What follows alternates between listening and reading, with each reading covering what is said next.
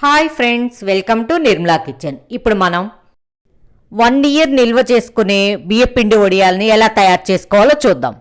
ఈ వీడియో మొత్తం కంప్లీట్గా చూడండి, అస్సలు స్కిప్ చేయొద్దు. ఈ వడియాలు చాలా చాలా టేస్ట్ ఉంటాయండి. బియ్యం పిండి ఒక బౌల్, ఒక పెద్ద బౌల్ని తీసుకొని ఆ బియ్యపిండి వేసుకోండి. మనం ఏ బౌల్తో అయితే బియ్యపిండి వేసుకుంటామో అదే బౌల్తో 2 బౌల్ వాటర్ పోసుకోండి. అస్సలు ఉండలు లేకుండా మిక్స్ చేసుకొని ఓ పక్కన పెట్టుకోండి. ఇప్పుడు మరలా ఒక పెద్ద గిన్నె తీసుకోండి. మనం ఏ బౌల్తో అయితే బియ్యపిండి తీసుకుంటామో అదే బౌల్తో 6 బౌల్స్ వాటర్ తీసుకోండి. ఇదిగోండి, 6 బౌల్స్ వాటర్ పోసుకున్నాం కదా. స్టవ్ వెలిగించి హై ఫ్లేమ్లో పెట్టేసి ఈ గిన్నెను పెట్టుకోండి. పచ్చిమిరపకాయలు, అల్లం అనేది మీరు తీసుకునే బియ్యపిండి క్వాంటిటీని బట్టి అడ్జస్ట్ చేసి వేసుకోండి. 10 పచ్చిమిరపకాయలు కట్ చేసి ఒక మిక్సీ జార్లో వేసుకోండి. 3 ఇంచెస్ అల్లం పైన తొక్క తీసుకొని చిన్న ముక్కలు కట్ చేసి వేసుకోండి. 2 స్పూన్స్ వాటర్ పోసి మెత్తగా గ్రైండ్ చేసి పక్కన పెట్టుకోండి. ఈ బియ్యపిండి వడియాలు చాలా టేస్ట్ ఉంటాయండి. ఇంగ్రీడియంట్స్ ఏవి స్కిప్ చేయొద్దు. వీడియో మొత్తం కంప్లీట్గా చూడండి.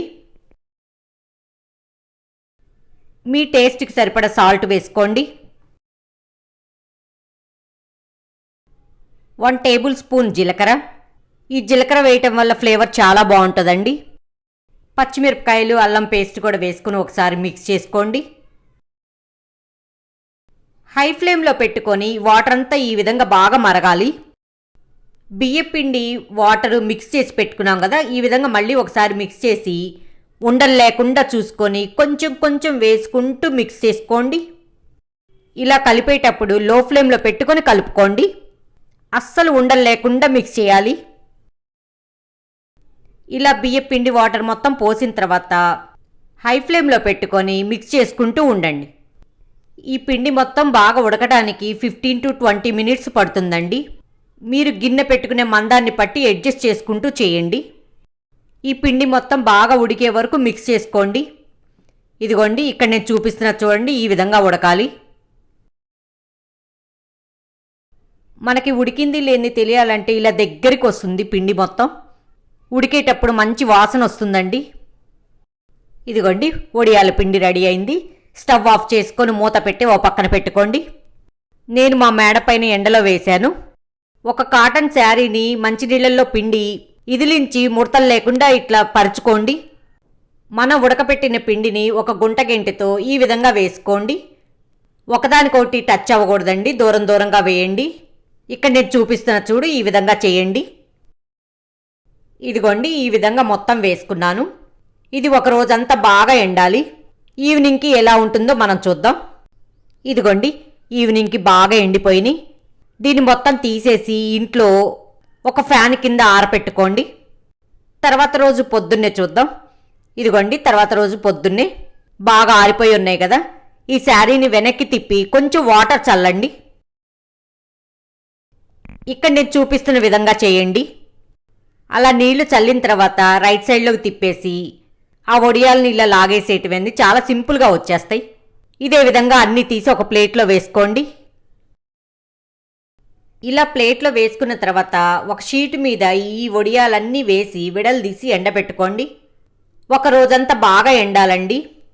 ఈ ప్రాసెస్ అంతా బాగా ఎండున్నప్పుడే చేసుకోండి.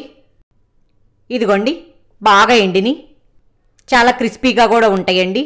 ఈ వడియాల్ని ఒక 8 బాక్స్లో వేసుకొని స్టోర్ చేసుకోవచ్చు. 1 ఇయర్ వరకు పాడవండి అస్సలు. వీటిని ఎలా వేయించుకోవాలో చూద్దాం.